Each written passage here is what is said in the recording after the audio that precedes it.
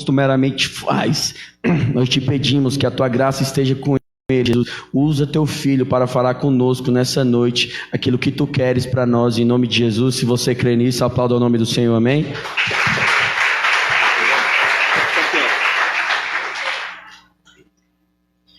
Oi, amém. Paz do Senhor, tudo bom? Amém. Gente, estou muito feliz de estar aqui hoje, tá? Convite do Diego. O Diego também já foi lá na igreja ministrar. E eu fico muito grato, fico muito feliz. É sempre muito bom poder falar do Evangelho. Falar do Evangelho é muito bom. Isso quando você tem um público, tem pessoas para ouvir, então é mais especial ainda. E mais ainda porque esse é o primeiro, né? O primeiro culto, o retorno do culto de jovens de vocês depois da pandemia. Então, realmente é uma honra para mim. Eu fico muito honrado, viu? Muito obrigado. E eu quero agradecer muito também a minha família, que veio em peso aqui. Tem muita gente. Muito obrigado, gente. Eu fico muito feliz. A galera lá da igreja aqui, o João, todo mundo. Gente, muito obrigado também, tá? Cada um hoje que tirou seu tempo para vir, para ouvir da palavra.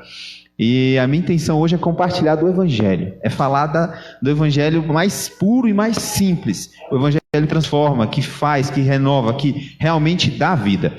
E quando o Diego me falou do tema, realmente é um tema muito forte. Algumas pessoas até falaram comigo assim, caramba, que tema assim, estruturante, né? Quando você diz, você é um simpatizante ou um seguidor? É algo muito sério, né? Esse tema, né? E uma coisa muito interessante, uma coisa que eu sempre gosto de fazer quando eu estou lendo a Bíblia, e eu tenho o costume de fazer isso, eu acho muito bom, é você procurar a definição das palavras. Por mais que você já conheça o significado delas, mas quando você olha às vezes no dicionário e você consegue pegar sinônimos daquelas palavras, ou então a definição verdadeira daquela palavra, é muito interessante, o entendimento aumenta muito quando a gente faz isso. E eu fui fazer isso com essas palavras, né? Então, quando você tem a palavra seguidor, ela é sinônimo de quê? De adepto, de alguém que faz parte, de alguém que é partidário, ou seja, que tem partido, de alguém que faz parte, ou seja, é o que ou aquele que segue, é um continuador, alguém que leva adiante, alguém que se compromete.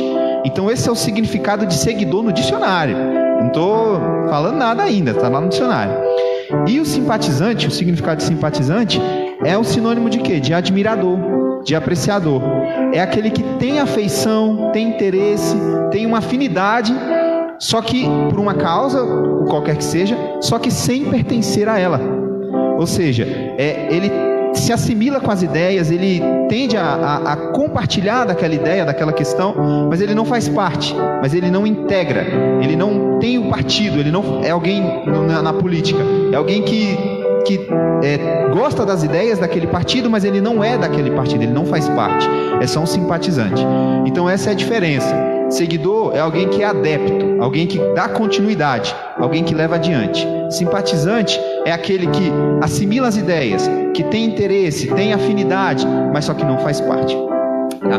E o texto que eu quero hoje compartilhar com vocês no Evangelho, eu quero falar de um personagem muito conhecido, muito odiado, e que ele, para mim, eu não vi exemplo mais perfeito para a gente conseguir trazer bem claro essa diferença entre um seguidor e um simpatizante. E quem tivesse a Bíblia, eu queria que abrisse lá em Mateus, no livro de Mateus, no capítulo 24. Quem não tem problema, porque eu vou ler. Mas quem tem, quiser acompanhar, Mateus 26, perdão. Mateus capítulo 26, versículo 14 até o 16. É um trecho bem curto, mas que vai conseguir trazer bem a ideia, né? Diz assim o texto, ó.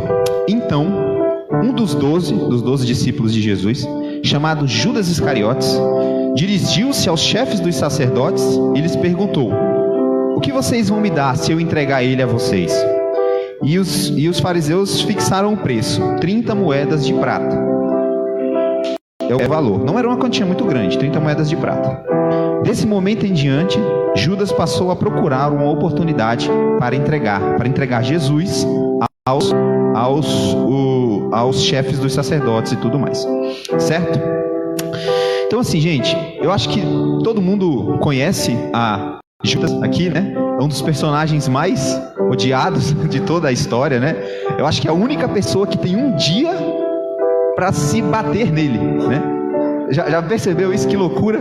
O cara é tão odiado que tem um dia para bater nele, que é o dia de matar o Judas, que é no sábado de Aleluia, né? A tradição católica que veio e tal.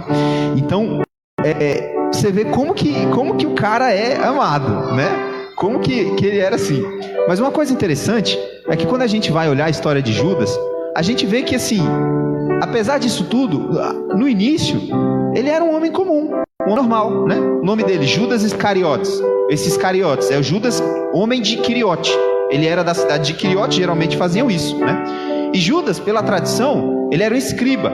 Escriba era aquelas pessoas que sabiam ler, que tinham a função de escrever os textos, de registrar as coisas e tal, as leis e tudo mais. Então Judas era um homem estudado. E naquela época, isso era uma coisa importante, né? Não era igual hoje, que tem escola para todo lado. Antigamente, estudar, quem sabia ler naquela época ali, nossa, tava assim, tinha nem palavras, tinha nem como a gente ter noção do que é saber ler, saber escrever, saber tratar com essas coisas naquela época. E Judas, ele era estudado, ele tinha essas questões. E não por isso, por conta disso, talvez, ele fosse o tesoureiro do grupo, né? Dos 12 ali, era Judas que ficava com o dinheiro. Então, assim, nem o dinheiro para alguém cuidar das finanças se ele não tiver a capacidade para fazer isso. Então Judas era um homem letrado, ele era um homem que tinha esse conhecimento, que tinha essa sabedoria, né? E uma coisa que muitas vezes a gente, quando olha para Judas, uma coisa que é muito legal, é que assim, a gente quando lê a Bíblia, a gente acha que a Bíblia foi escrita à medida que as coisas estavam acontecendo. Então você lê na Bíblia e tal, e você olha e fala, caramba, mas como que essa pessoa não sabia disso? Uma coisa tão clara dessa, a gente está lendo aqui agora, né? E tal. Mas assim, acontece que as coisas foram escritas muito antes, muito depois. Então, por exemplo, o livro os evangelhos foram escritos. O evangelho de Marcos, que foi o primeiro a ser escrito, ele começou a ser escrito uns 30 anos depois da morte de Jesus. O evangelho de João foi escrito mais ou menos 60 anos depois da morte de Jesus. Então, quando as pessoas escreviam as coisas, eles já tinham noção do que tinha acontecido. Então, geralmente, quando a gente lê na Bíblia, a gente vê lá, Jesus chamou Mateus, não sei o que, e Judas, que o iria trair. Aí a gente pensa que todo mundo sabia que Judas era traidor e tal, né? Mas ninguém falava nada, ninguém sabia. Eles não viviam num cinismo, eles não conviviam com um ladrão. Eles conviviam com Judas, o discípulo, mais um ali junto com a gente e tal. Isso depois se tornou histórico e tal. E aí, quando foram escrever, faziam esse adendo, né? Jesus chamou tal e Judas, que o iria trair, né? Porque foi escrito bem depois. Mas apesar disso, Judas, ele foi um discípulo como qualquer outro. Quando Jesus enviou os discípulos, os 70 discípulos, e falou, vai e curem, e em meu nome expulsem demônios, Judas estava lá no meio.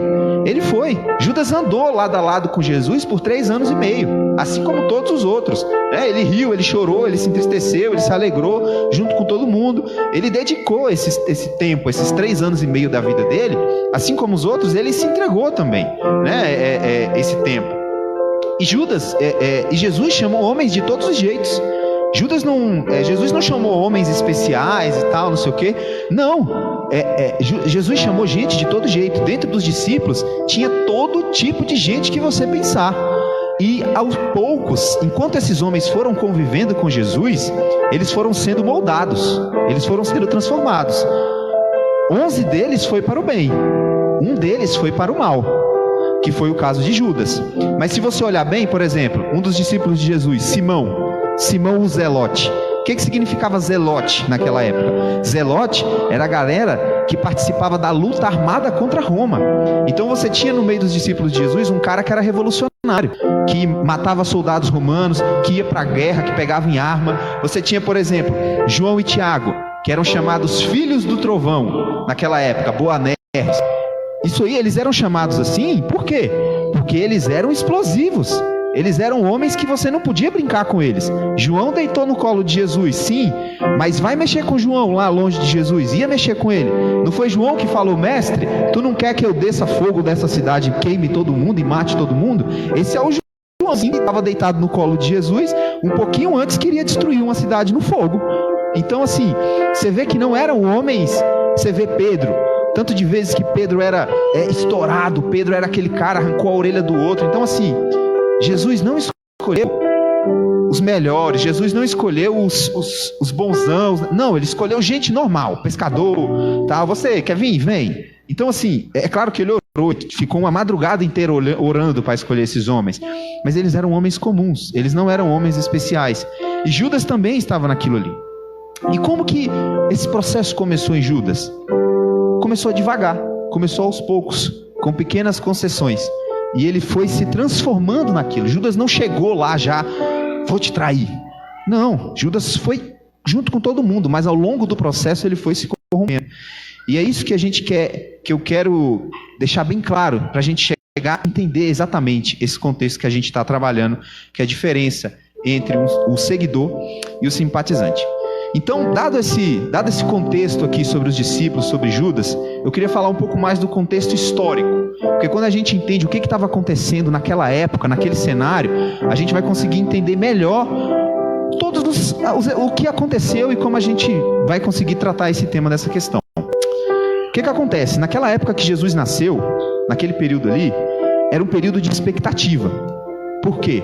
Já tinha mais ou menos uns 300 anos que Deus não falava com o povo por meio de profetas. Porque Deus sempre falou por meio de profetas, sempre tinha um profeta falando. Você tinha Elias, você tinha Eliseu, você tinha Malaquias, você tinha tal. Só que já estava num hiato de uns 300 anos sem profeta, sem ninguém para falar.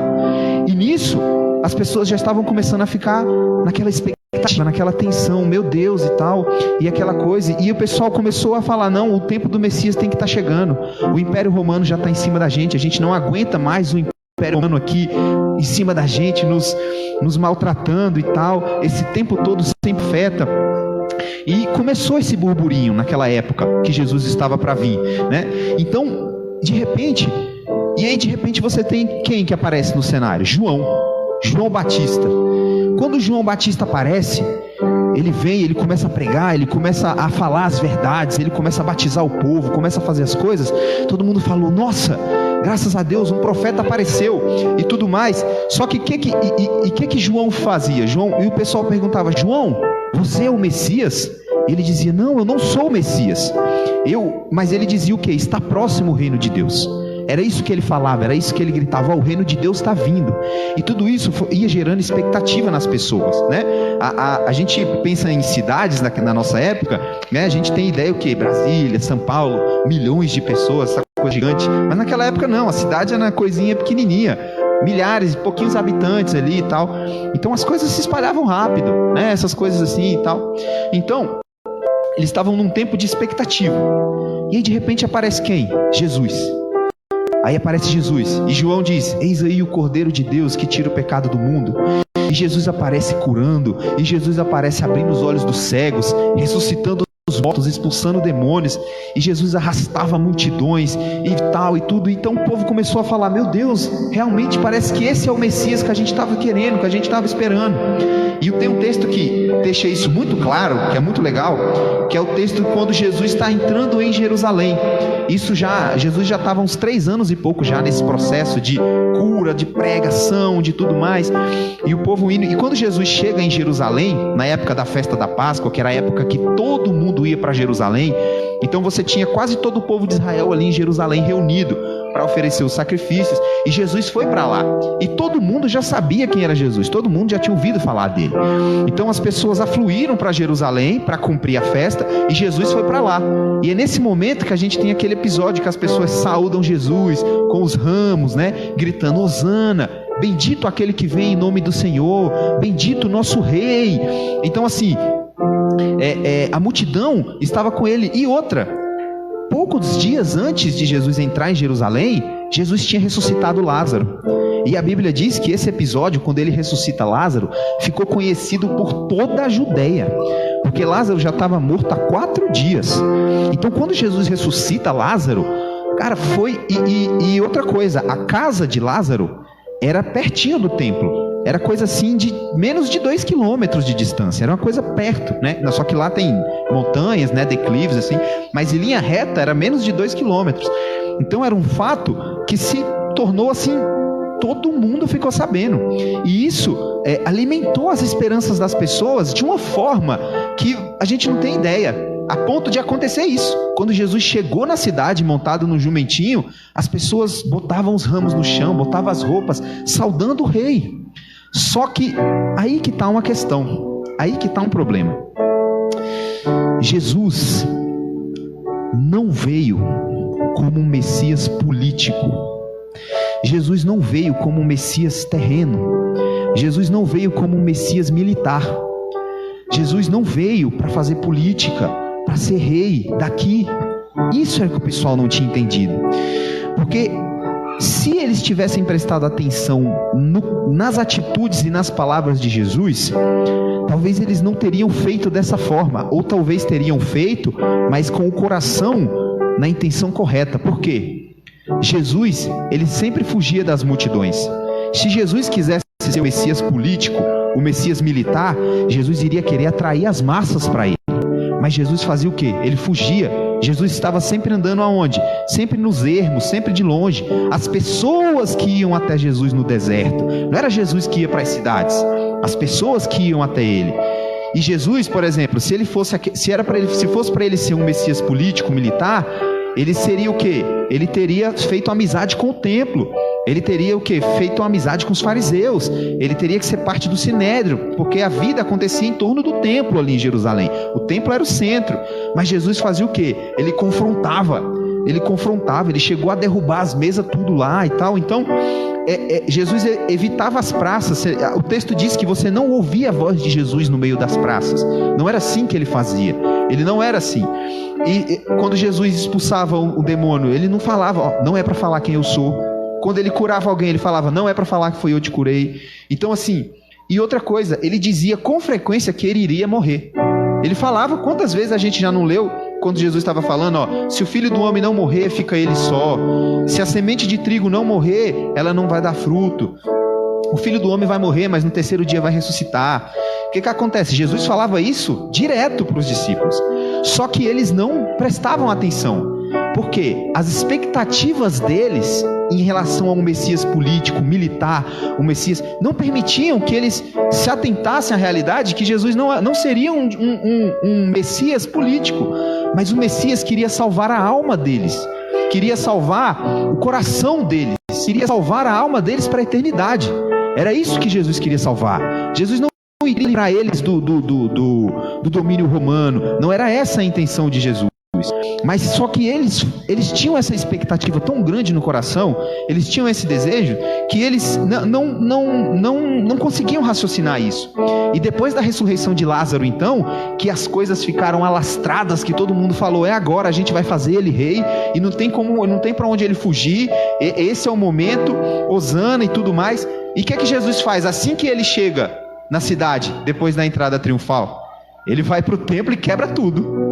Então assim, quando ele chega, ele faz a coisa pior que ele poderia fazer, digamos assim. Porque quando ele faz isso, ele incita o ódio dos fariseus, ele deixa todo mundo maluco, e ele dá os indícios de que ele não cumpriria as expectativas messiânicas da galera. Porque como eu disse, todo mundo esperava um Messias político, todo mundo esperava um Messias que resolvesse os problemas deles, mas Jesus não iria resolver os problemas deles terrenos. E aí, uma das coisas mais interessantes, nesse momento, você percebe que a decepção dos discípulos vai crescendo, a decepção do povo. Uma coisa muito profunda que acontece é que as mesmas, olha a seriedade disso, as mesmas pessoas que estavam gritando, hosana nas alturas, bendito é o que vem em nome do Senhor, 3 dias depois estavam gritando, crucifica, que o sangue dele caia sobre nós e os nossos filhos. Como que uma pessoa que hoje está aqui, e 3 dias depois ele está aqui fazendo o extremo oposto do que ele estava fazendo aqui? A única coisa que é capaz de fazer com que uma pessoa vire a chave tão rápido assim é frustração. Jesus frustrou todo mundo, justamente porque todo mundo esperava um Messias político. Ninguém queria estar mais sobre o domínio romano. As pessoas já não aguentavam mais os romanos. Eles queriam que Jesus viesse, armasse o exército, juntasse o povo e lutasse. Mas Jesus não veio para isso. Mas eles queriam isso, era isso que eles estavam sonhando, ansiando já há tempos. Então quando Jesus vem e frustra eles se permitem isso. E com os discípulos não foi diferente. Por que vocês acham que Pedro negou Jesus? Você acha que Pedro não ficou frustrado de ver e falar: poxa, por que eu vou viver e vou morrer por um cara que quer se entregar para a morte? Como que eu vou viver por um cara? Como que eu vou dar minha vida para alguém que está indo morrer?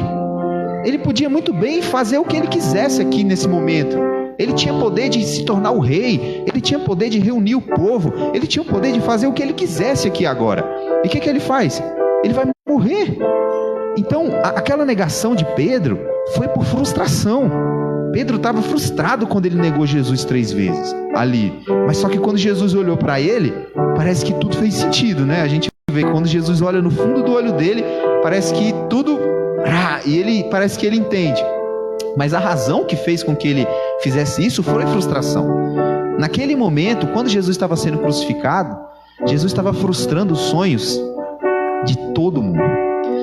E aí, a gente chega em Judas. Agora a gente chega nele. Judas, como eu falei, ele era um homem letrado, ele era um homem que tinha esperança em Israel, ele era um homem que participava da vida pública, ele era um homem que ele era um escriba, ele tinha conhecimento, ele sabia. E talvez dentre os discípulos ele era o mais letrado, ele era o mais capacitado. Só que aí, e a esperança dele de um Messias político, como todo Israel e todo mundo, também era grande. Só que aqui que está o problema. Jesus não atendeu a essa pré-compreensão de Judas sobre quem Jesus devia ser. Jesus não atendeu aos ideais de Judas. Jesus não atendeu às ideias pré-concebidas de Judas de quem Jesus deveria ser. Então, quando Jesus faz isso, por quê? Judas queria matar, Judas queria montar um exército, Judas queria um Messias político, só que Jesus estava disposto a morrer. Jesus não veio para matar. Judas queria uma revolução externa, ele queria que tudo mudasse, que tudo tal. Só que Jesus queria uma revolução dentro do homem, ele queria uma revolução interna. Judas queria um reino aqui na terra, e Jesus estava trazendo um reino espiritual. Então, as expectativas dele foram frustradas, e talvez o mais frustrado dentre todos fosse ele, o mais frustrado dentre todos os discípulos. Então, Judas, o que ele fez? É como se ele tivesse pensado: então, já que ele decidiu que não quer, já que ele decidiu que quer morrer, então eu vou facilitar as coisas para ele e eu vou ganhar o meu em cima disso também. E aí ele foi lá, e numa atitude de frustração, de raiva, de rancor, de tudo aquilo, ele foi lá e entregou a Jesus. E não muito diferente de das pessoas. As pessoas também estavam frustradas com ele. Só que a diferença de Judas para os outros é que ele deixou essa raiva, essa frustração, ele deixou com que tudo isso dominasse ele. Então, olha a diferença. Judas, quando Satanás, a gente vê lá que quando eles estão na ceia, o texto diz que Satanás entrou em Judas. Judas não foi possesso por Satanás. Judas se fez um com Satanás. Quando nós damos lugar, é uma coisa que eu aprendi, que eu achei fantástico isso. E olha só, presta atenção.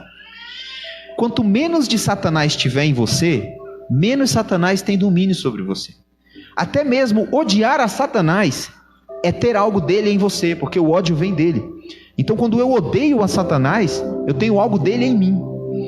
Então, quanto mais eu deixo esses sentimentos dele me dominarem, mais domínio ele tem sobre mim. Por isso que eu consigo amar o meu inimigo, porque eu tenho tanto de Deus em mim que eu não sei dar para o outro algo que eu não tenho. Então eu não consigo odiar o outro, eu não consigo querer a destruição do outro, porque dentro de mim só tem o que tem em Deus, e dentro de Deus não tem esses sentimentos. Por isso eu sou capaz de amar o outro, porque o que me habita não tem nada de Satanás em mim. Eu estou falando na versão utópica, assim. É claro que nós somos falhos e tudo mais, mas a ideia do texto, amar o seu inimigo, é essa. Se você não tem nada do inimigo em você, você não vai conseguir entregar isso para o outro. Então você não vai conseguir odiar ele, porque não tem nada de ódio em você, não tem nada de Satanás em você. Aí que está a ideia de amar o seu inimigo. Só que quando Judas deixou que todos esses sentimentos entrassem nele e corrompessem ele se fez um com Satanás. Então é como se ele tivesse se juntado a Satanás, como se ele e Satanás fossem um. Porque geralmente quando a pessoa é possessa, você vê que ela fica toda e tal, não sei o que, ela está resistindo ao que está ali nela. Ela não quer aquilo, é o corpo brigando contra alguma coisa. Só que Satanás entra em Judas, Satanás se faz um com ele. Não foi uma possessão, foi um convite quase dele. Fala, o que você quer para Jesus é o mesmo que eu quero, então vamos junto. É como se tivesse acontecido isso, é diferente. O diabo entrou nele. Mas isso não significa também que ele morreu, o diabo. Que o Judas... É até uma questão que depois a gente pode... Eu vou entrar aqui depois, né? Mas a gente sabe a consequência disso. Que Judas entregou a Jesus. E uma das coisas mais interessantes, né? Como eu falei... Ele foi o homem, talvez o homem mais odiado de toda a história, né? A ponto de você ter um dia só para odiar ele, né? E ele morreu da pior forma. Ele morreu enforcado, a corda quebrou, ele caiu e abriu-se no meio. E ele recebeu uma ameaça do próprio Jesus, né? Que falou: melhor seria para ele não ter nascido, né? Maldito aquele que entregou o Filho de Deus. Melhor seria para ele não ter nascido, né? Mas uma coisa interessante, só para, antes da gente entrar, depois de tudo que eu falei, eu vou entrar no tema simpatizante ou seguidor. Mas só antes da gente fechar, eu queria falar sobre uma questão muito interessante em relação a Judas. Porque a gente olha para Judas e a gente naturalmente já pensa que ele foi para o inferno, que ele é alguma coisa. Só que Judas, se você prestar atenção... Eu não estou defendendo Judas, viu? Eu tô só trazendo atenção a um ponto que às vezes passa despercebido. Judas não aguentou ficar nenhum dia em posse do dinheiro da traição. Por mais que Judas fosse quem fosse, ele teve pelo menos a honra de não suportar nenhum dia de estar com aquele dinheiro sujo de sangue.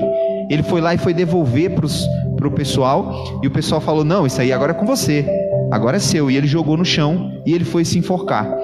Então Judas pelo menos teve ele teve essa envergadura moral de pelo menos não. Por que eu estou falando isso?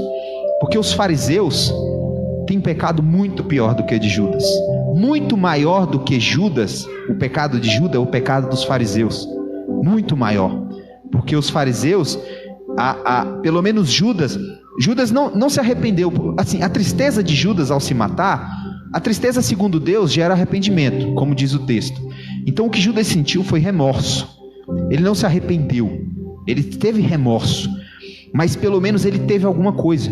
Ele estava vivo, pelo menos ele estava vivo a ponto de não suportar a sua existência de acordo com o que ele fez, e ele se matou. Diferente dos fariseus que entregaram a Jesus e queriam fazer isso, estavam satisfeitos em entregar a Jesus. Quando Jesus ameaça, a ameaça quando Jesus fala do pecado contra o Espírito Santo, que não tem perdão, aquela ameaça é para os fariseus. Jesus não fala isso para ninguém mais.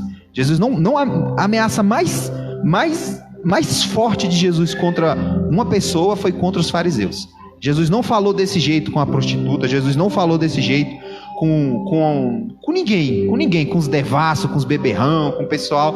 Jesus não falou assim com ninguém. Agora, com os fariseus, que sabiam que Jesus vinha de Deus, mas preferiam negar a Cristo para não ter que mudar o seu estilo de vida, a esses Jesus ameaçou e falou: vocês estão atribuindo a Satanás uma obra que vocês sabem serem de Deus, para que vocês não mudem, porque se vocês aceitarem que essa obra é de Deus, vai mudar tudo aqui. Mas para que tudo não mude, vocês preferem atribuir essa obra a Satanás do que a Deus. Então, muito cuidado, porque se vocês continuarem a atribuir obras de Deus a Satanás, vocês não vão ter perdão. Então, é isso que ele está falando para eles. Mas o perdão ali não é porque assim, se ele fizer e depois ele se arrepender e falar, Deus me perdoa, se for sincero o arrependimento dele, sim. A questão da blasfêmia contra o Espírito Santo é que o ser, a pessoa, não se vê errado. Esse é o problema. Por que não tem arrependimento? Porque ele não se vê errado. Fala, não estou errado, é isso mesmo. Então ele não aceita o arrependimento. É o que eu falei, se a pessoa se arrepende, não houve pecado contra o Espírito Santo. Porque o fato de haver arrependimento, o fato de haver uma consciência de erro, já é um sinal de que não houve blasfêmia contra o Espírito Santo. Porque a blasfêmia, a pessoa não se vê errada. É igual os fariseus não se viam errado. Para eles, matar Jesus era estar fazendo a obra de Deus. Para ele era o certo. Por mais que aquilo fosse contra tudo que a Torá dizia, eles falavam, eu prefiro que você morra do que eu deixe de ser quem eu sou. Então, vamos. E aí, sim, a ameaça para eles é séria. Mas para aquele que tem uma consciência... Por isso que eu digo, por que talvez tenha esperança para Judas? Porque tem esperança para mim.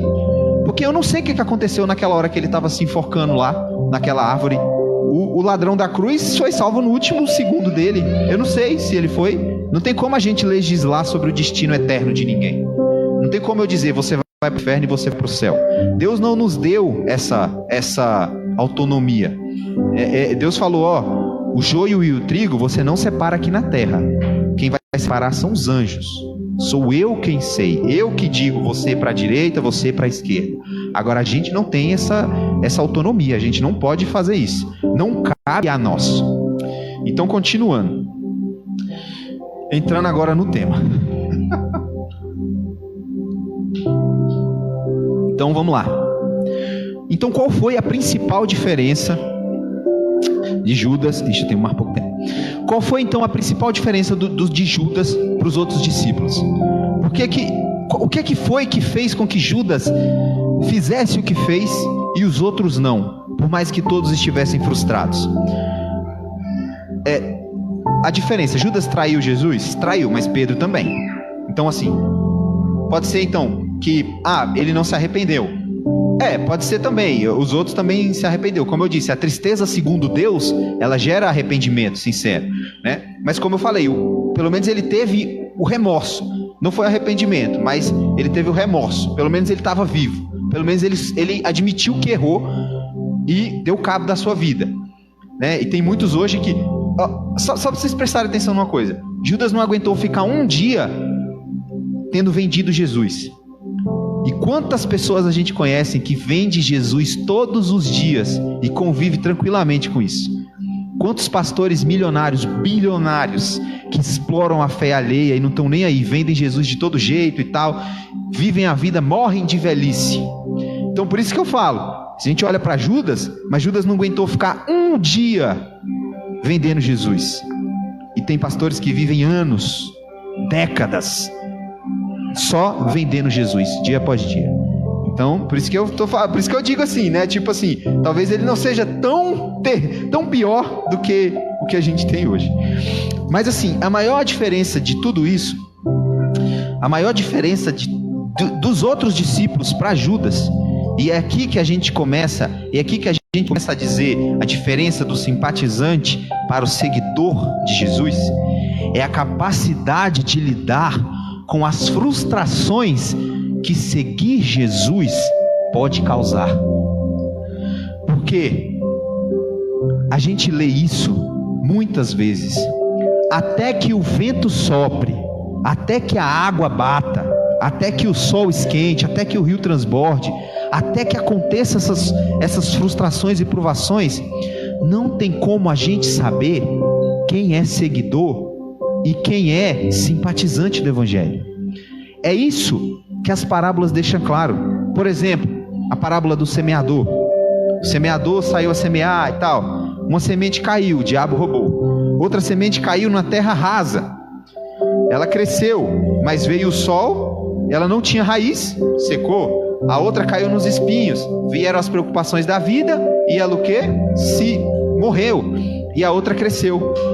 Mas o próprio texto diz que a semente que caiu numa terra rasa e a semente que caiu numa terra fértil, ambas cresceram.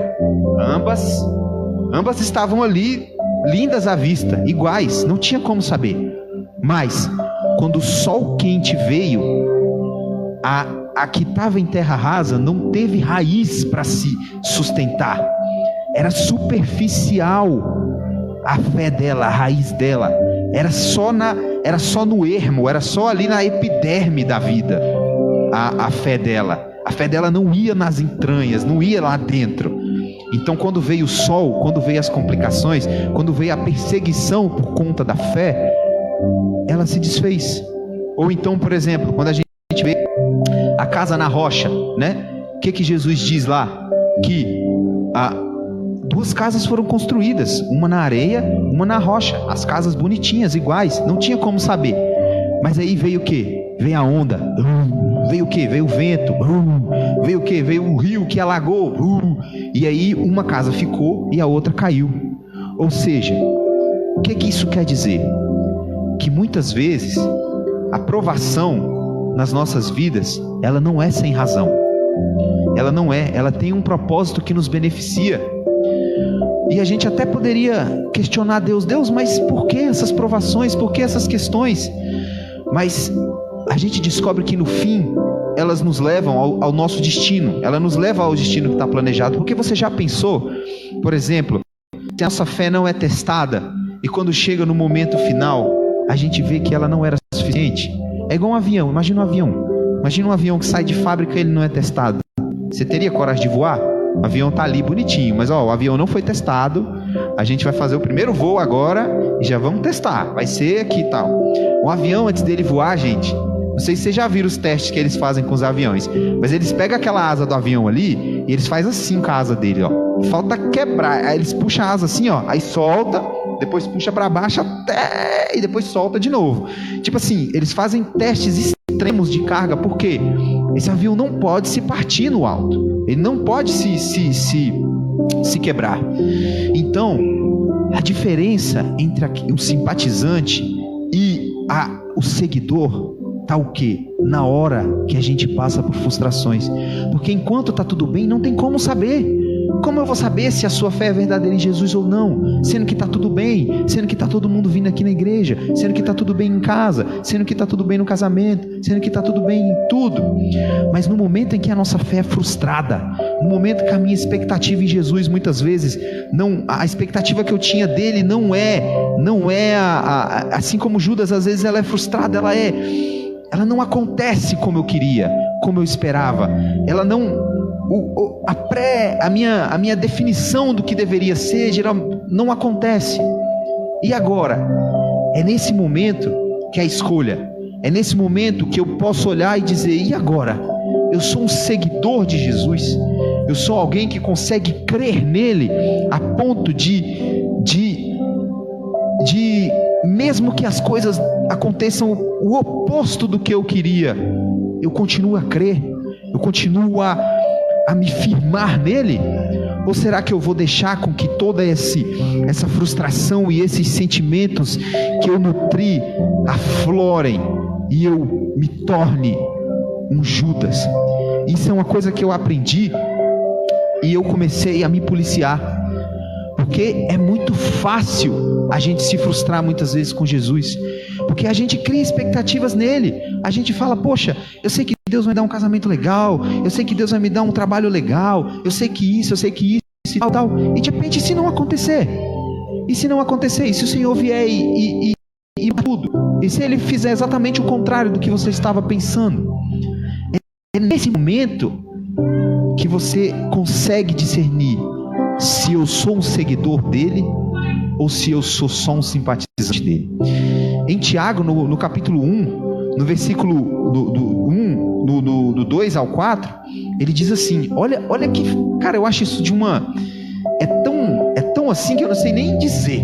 Tiago, no capítulo 1, do versículo 2 ao 4, ele diz, meus irmãos, considerem motivo de grande alegria o fato de passarem por diversas provações, pois vocês sabem que a prova da vossa fé produz perseverança, e a perseverança deve ter ação completa, a fim que vocês sejam maduros e íntegros, sem faltar em coisa alguma. Então Tiago espera que a nossa atitude diante das situações, das provações, seja totalmente diferente do mundo, de tudo, porque a atitude normal diante de uma frustração, a atitude normal diante de uma coisa que não sai como planejado, é se irar, é odiar, é chutar o balde, é falar. Agora a fé nos dá a capacidade de, mesmo que tudo não aconteça como eu espero, eu tenho aquela envergadura em Cristo de dizer, de confiar. Aí que está o segredo, de confiar, de dizer: Deus, pode ser que não esteja como eu espero, pode ser que esteja ao contrário do que eu queria, mas eu confio que o Senhor cuida de mim. Eu confio que mesmo que as coisas não estejam acontecendo como eu queria, eu sei que o Senhor não deixou de me amar. Eu sei que o teu cuidado por mim não significa que tudo vai dar certo na minha vida, porque muitas vezes aquilo que nos põe no eixo, aquilo que conserta a nossa vida, são as maiores desilusões. Às vezes as maiores desilusões da nossa vida, as maiores quebradas de cara que a gente dá, às vezes é o que coloca a nossa vida no eixo, é o que nos dá o rumo, é o que nos dá a direção. Eu não estou falando que toda situação agora quer dizer que Deus está, tipo, até eu chegar ao ponto de morreu alguém que eu amo e de repente eu falar, poxa, é Deus me preparando para não sei o que. Não, tem as fatalidades da vida, tem as questões, mas a questão que eu estou trazendo aqui é o quê? Em todo tempo a gente tem que confiar nele. Em todo tempo eu tenho que ter essa certeza e essa segurança de dizer: Deus, eu sei que tu cuida de mim. Eu sei que mesmo que as coisas não saiam como eu espero, o Senhor cuida de mim. Porque quando eu tenho essa segurança em Deus, quando eu sei que eu sou amado por Ele, mesmo que as coisas não aconteçam como eu quero, eu consigo descansar. Eu consigo não dar vazão a esses sentimentos primitivos meus de ódio, de frustração, de raiva e tudo, que é o que causam muitas vezes isso. Porque, como eu disse, se eu der vazão a esses sentimentos, que são os sentimentos do inimigo, ele começa a ter domínio sobre mim, ele começa a ter parte dele em mim. E se eu der vazão total a tudo isso, eu consigo fazer como aconteceu com Judas e me tornar um com ele, e me tornar um com Satanás. Porque dentro de mim é como se tivesse saído tudo que era dele e eu tivesse dado lugar a tudo que é do diabo. Então isso só não acontece em nós quando nós cremos no cuidado de Deus. Quando nós cremos que mesmo que a chuva bata, mesmo que o sol esquente, mesmo que o rio transborde, mesmo que o vento bata e a casa falta, as paredes racham de tanta coisa, mas eu estou firme nele. Eu falo: Senhor, eu sei que meu Redentor vive e no fim ele se levantará. Eu sei que tu cuida de mim. Eu sei que a minha vida não está aqui, porque se a gente tem a nossa esperança só nessa terra aqui, ó, o texto diz que nós somos os mais miseráveis dos homens. Então é isso que o Senhor quer. Mas se você às vezes olha para você e diz assim: poxa, mas eu não tenho essa condição. Eu olho para mim e eu não me vejo com essa segurança toda. Se as coisas derem errada para mim, eu não sei como que eu vou lidar com isso. Eu não sei como que eu vou conseguir chegar nesse ponto. E para isso só tem uma solução. Eu já falei, é confiar nele, é confiar.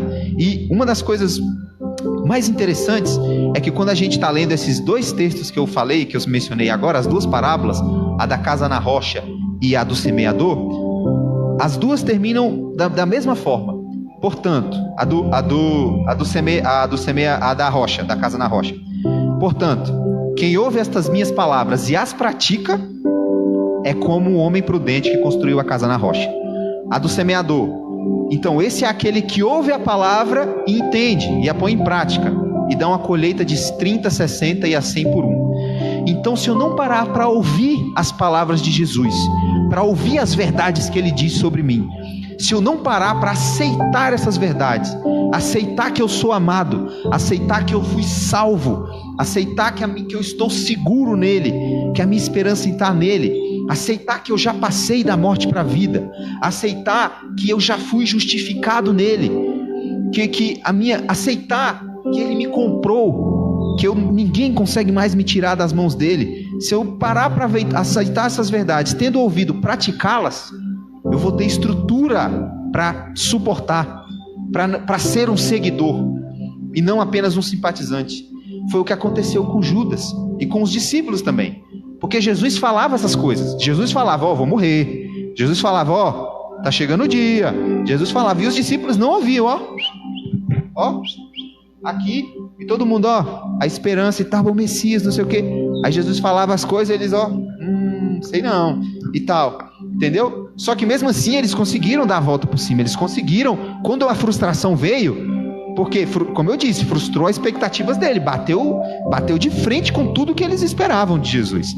Mas quando esse momento veio, os discípulos, eles tiveram essa força, essa questão de crer. Apesar de Jesus ter frustrado as expectativas deles, eles continuaram crendo, e então eles viveram tudo que viveram, e segue o livro de Atos e tudo, e a história até hoje, a gente está aqui.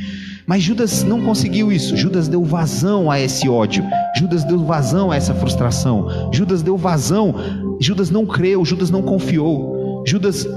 O desejo de Judas por essa terra, por um reino terreno, era maior do que o desejo dele pelo reino dos céus, e isso fez com que ele se frustrasse de tal forma que ele deu vazão a tudo aquilo. Então, para a gente terminar, 4 minutos. Então, ó, quando Jesus diz, ó, portanto, quem ouve estas minhas palavras e as pratica, no texto da Casa na Rocha, ele está falando isso em relação ao Sermão do Monte. Esse texto na Casa da Rocha está lá em Mateus 7, nos últimos versículos, ou seja, o Sermão do Monte começa em Mateus capítulo 5, vem capítulo 5, 6 e 7, e no capítulo 7 Jesus fecha o Sermão do Monte com essa parábola da Casa na Rocha. Então é muito bom vocês lerem quando estiver em casa, Mateus capítulo 5, o Sermão do Monte. É tipo assim, os estudiosos dizem que se você perdesse a Bíblia toda, mas tivesse só o Sermão do Monte, você não ia perder quase nada, porque os princípios do Sermão do Monte são os princípios do Evangelho para sempre. Então, e aí Jesus fala, ó, quem ouve essas minhas palavras que eu falei aqui no Sermão do Monte e as põe em prática, firma a casa na rocha. E eu quero só pegar as duas últimas coisas que Jesus fala, as duas últimas parábolas que ele fala. Uma é da porta estreita e a outra é da árvore, né?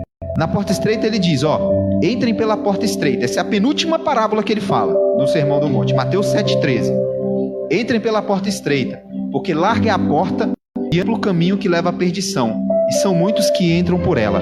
Como estreita é a porta e apertado o caminho que leva à vida, são poucos que a encontram. A gente muitas vezes acha que essa porta é estreita, porque a gente tem que se esforçar muito para passar. A gente tem que ir e tal, não sei o que, tem que abrir mão de tudo, se apertar e aí consegue passar. Só que ela é estreita porque ela só se concentra em uma só coisa.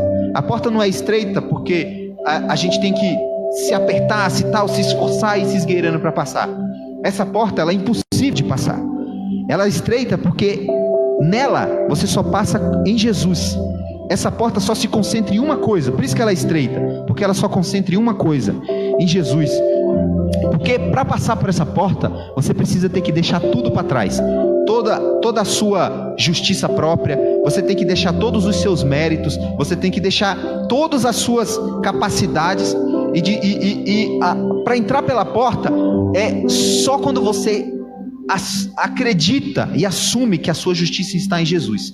Por essa porta, você não pode levar nada da sua justiça, da sua bagagem, das suas coisas. Você só passa por essa porta em Jesus. Essa porta é impossível passar por nós mesmos. Nessa porta só passa, ela é estreita porque nela só passa Jesus. Só passa eu junto com Ele. Só tem como passar nós dois. Se eu tiver com qualquer bagagem de justiça própria, qualquer bagagem de mérito, qualquer bagagem de qualquer coisa, eu não passo. Eu só passo se a minha justiça estiver nele, se a minha confiança estiver nele. E por último, Jesus fala da parábola das árvores. E ele diz que o quê? Que vocês reconhecerão por seus frutos. Pode alguém colher uvas de espinheiro ou figos de ervas daninhas? Toda árvore boa dá frutos bons, mas a árvore ruim dá frutos ruins. A árvore boa não pode dar frutos ruins, nem a ruim pode dar frutos bons. Então, só para a gente fechar, com essa última parábola que Jesus fala no Sermão do Monte, e depois ele fala da parábola da casa na rocha e termina, né? E só uma coisa muito interessante, esse fruto dessa árvore, ele nasce de uma determinação nossa em querer produzir bons frutos.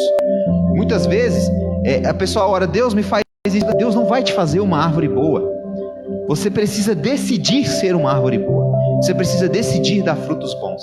É como eu disse, você precisa decidir dizer não a esse caminho de Judas, caminho da frustração, da raiva, da ira, e decidir, eu vou escolher o caminho da confiança.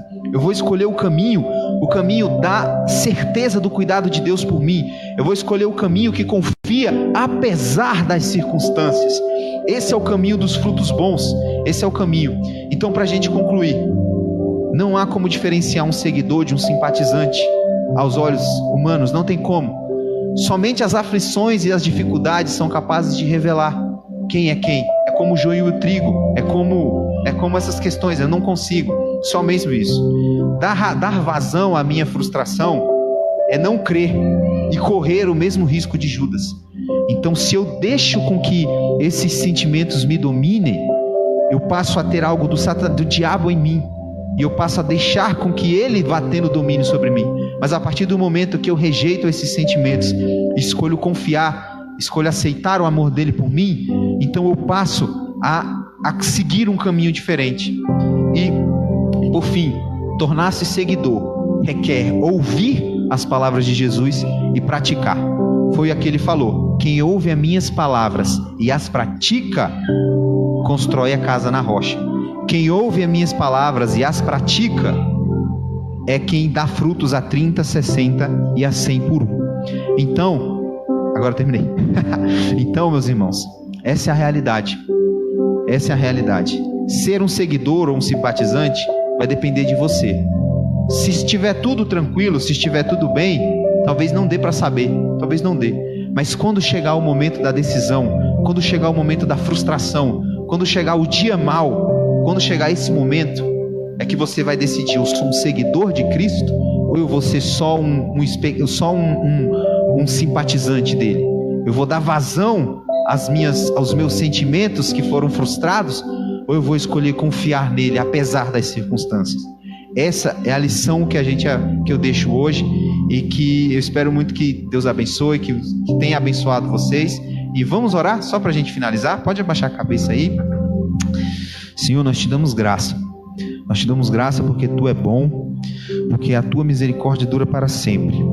Pai, que a Tua palavra entre nos corações de cada um, e que no dia mau, no dia, Senhor Deus, em que forem necessárias essas palavras, Tu lembre a cada um, Senhor, delas, e essas palavras venham como um bálsamo, Senhor, no coração deles, dando estrutura, dando condições para cada um deles não seguir o caminho de Judas, Pai, mas seguir o caminho, Senhor Deus, da confiança, o caminho da esperança, o caminho, Senhor meu Deus, que decide andar contigo apesar de tudo. Senhor, eu te dou graças por todas as coisas, que o Senhor abençoe o teu povo, a tua igreja. Muito obrigado por tudo, é o que oramos em nome de Jesus. Amém.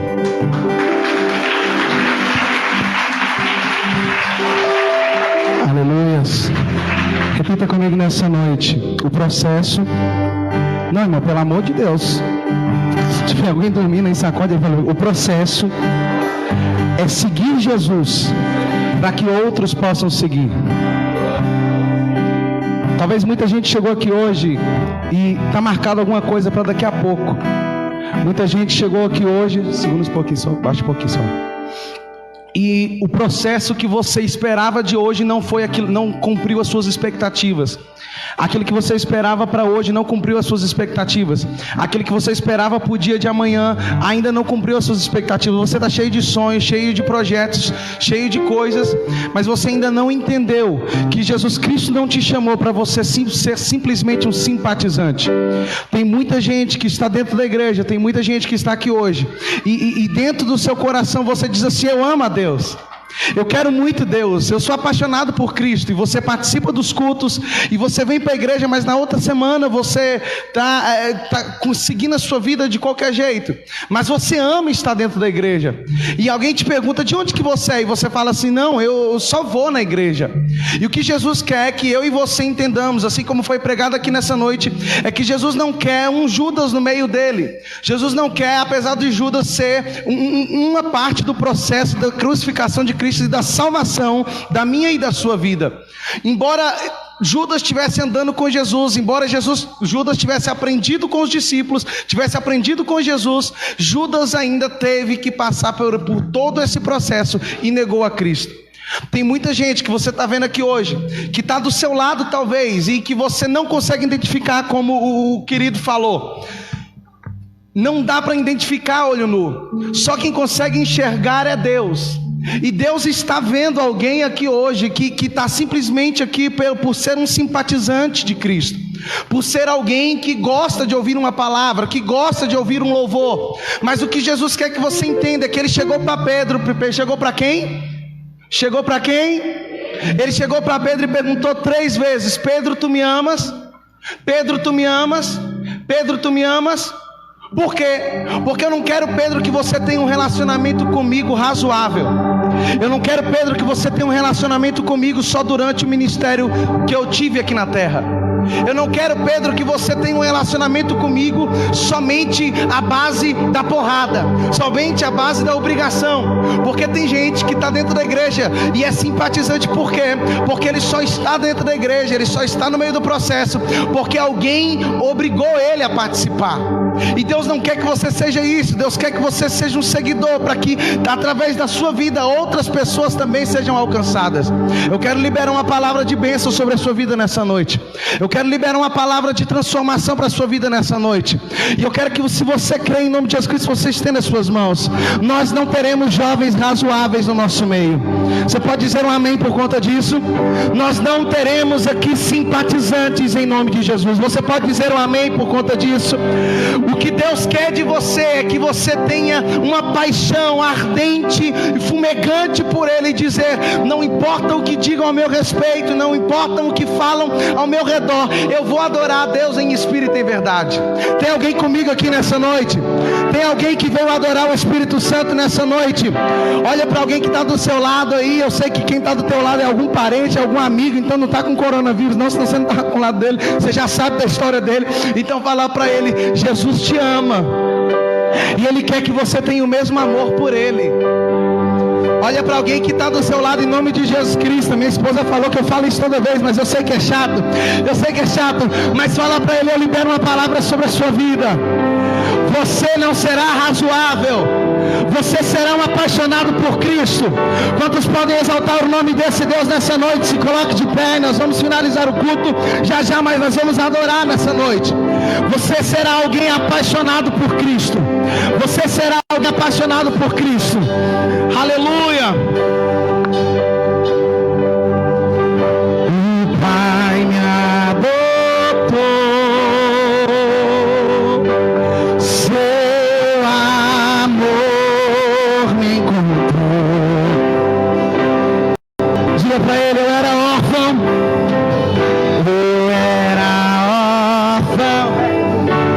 hoje sou filho. Repita isso nessa noite: o Pai me adotou, o Pai me adotou, seu amor me encontrou.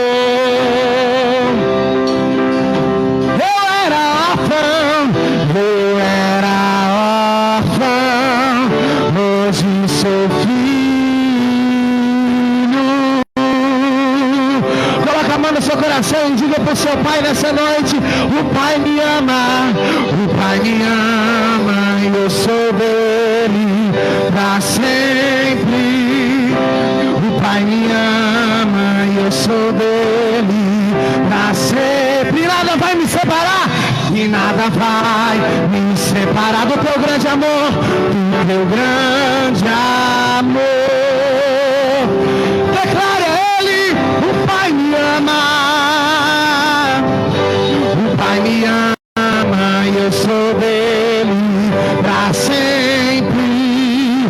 O Pai me ama, e eu sou dele para sempre. E nada vai me separar do teu grande amor.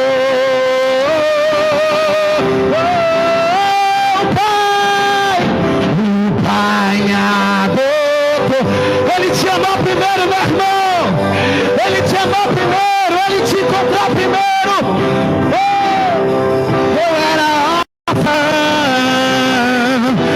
era órfão, hoje sou filho.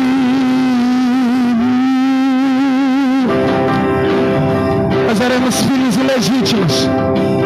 Nós não tínhamos tínhamos patente de filho, mas Ele te encontrou quando ninguém mais quis te encontrar. Sabe, eu sou filho adotivo. E o pai, ele adota um filho. Quando um homem adota um filho, ele está dizendo: eu estou te dando direito sobre a minha herança. Sabe o que Deus fez com a sua vida? Você não tinha direito, você não tinha herança, mas Ele morreu na cruz e disse: eu morro na cruz porque eu quero dar herança para um filho.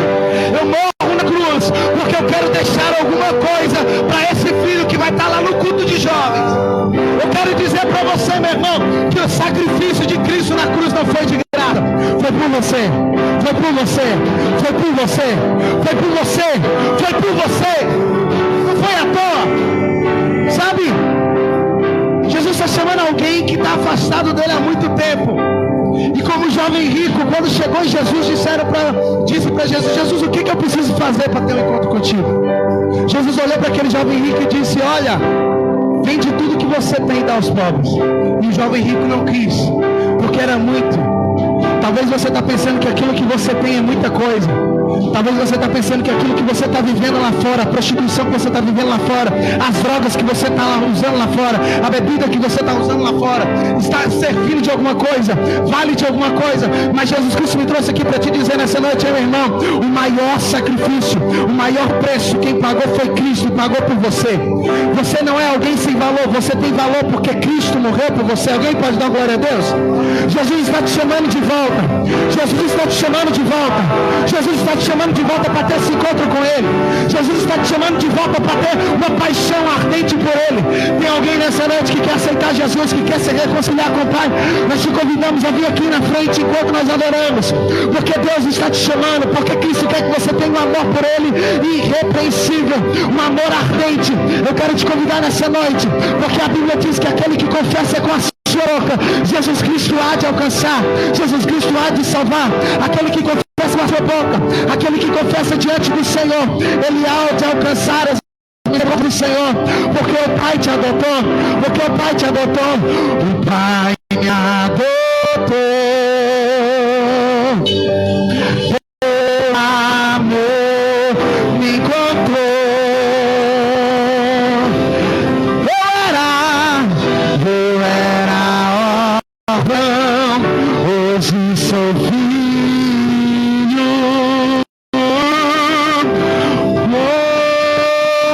Mais uma vez, o Pai me ama. O Pai me ama. Só a igreja. Bem alto, bem alto. Se declara para Ele. O Pai me ama e eu sou dele. E nada vai me separar. Você pode fugir para onde você quiser. Você pode correr para onde você quiser. O Pai já te encontrou. Você pode fugir, mas Ele continua te chamando. O Pai me ama, eu sou dele. Sabe como um peixe no anzol, Jesus Cristo joga nessa noite e te puxa de volta para os braços dele, porque Ele não pode te perder para o mundo, porque o sacrifício dele não foi em vão. Seu grande amor. Levante as suas mãos bem alto e aplauda esse Deus nessa noite. Glória a Deus, aleluia, aleluia. Você é filho. Sente rapidamente, nós já estamos terminando. Aleluia. Quantos receberam do Senhor nessa noite? Diga amém. Glória a Deus, aleluia, aleluia. Graças a Deus. Deus abençoe você que ficou aqui até agora, você que ouviu essa palavra. Deus abençoe a vida do Guilherme. Aleluia por essa palavra. Aleluia, que o Senhor venha derramar a graça dele sobre ti, Guilherme, cada vez mais. Deus abençoe os amigos, toda a família, todo mundo que veio, você que nos visitou, que está aqui, muito obrigado por estar aqui compartilhando conosco esse culto de adoração, de palavra, de poder. Aleluia, que Deus abençoe a sua casa, a sua família, sua vida em nome de Jesus. Só para você saber, todas as terças-feiras, a gente, com a mocidade dessa igreja, a gente faz uma reunião no meio da rua ali, na QNP 26, Conjunto Vem Casa 42, a primeira rua subindo. Se qualquer dia desse você quiser aparecer lá e servir ao Senhor com a gente só prega Jesus lá, não bandeira de igreja, é união lá, pregando amor, e o nome é Help, que é socorro, e a nossa frase lá, o nosso slogan, pode dizer assim, clame por socorro e seja socorro, amém? Porque um dia, talvez nós só éramos simpatizantes de Jesus, mas depois nós começamos a seguir Jesus e clamar por Jesus, e depois de clamar por Jesus, e o Senhor Jesus nos atender, aleluia, Jesus quer que você seja o socorro para alguém também, amém? Então lá é o Help, e todas as terças-feiras, às 20 horas, a gente está lá, clamando ao nome do Senhor Jesus. Deus abençoe sua casa, sua vida, sua família, fique sobre seus pés, eu quero orar, terminando essa noite. Eu queria chamar aqui meu pastor, Bispo Carlos, para estar finalizando esse culto, em nome de Jesus, nessa noite. Creia, irmão, que você tem que ser um seguidor de Jesus, sabe, aquele que fala veemente no nome, aquele que briga pelo nome de Jesus, aquele que, sabe, tem o orgulho de dizer, eu sigo esse cara que uma vez morreu na cruz por mim. Eu queria que você aplaudisse ao nome do Senhor por isso, amém? Glória a Deus. Eu quero saudar todos na paz do Senhor. Quero já parabenizar os jovens, por esse primeiro culto de 2021, a bênção. Também agradecer a Deus por todos esses jovens que aqui estão. É uma maravilha ver tantos jovens servindo ao Senhor. E eu fico muito feliz de poder tê-los aqui conosco. O jovem que pregou, o Guilherme, a bênção de Deus. Gostei muito, senti muita presença de Deus nessa palavra mesmo. Porque hoje temos que ouvir o Evangelho. O Evangelho é que transforma a gente. O Billy Graham disse, todos os dias temos que pregar o Evangelho, porque todo dia nós esquecemos dele. E para vivermos a centralidade com Cristo, você não pode se separar da Bíblia. A Bíblia é a bússola que Ele deixou para a gente segui-lo.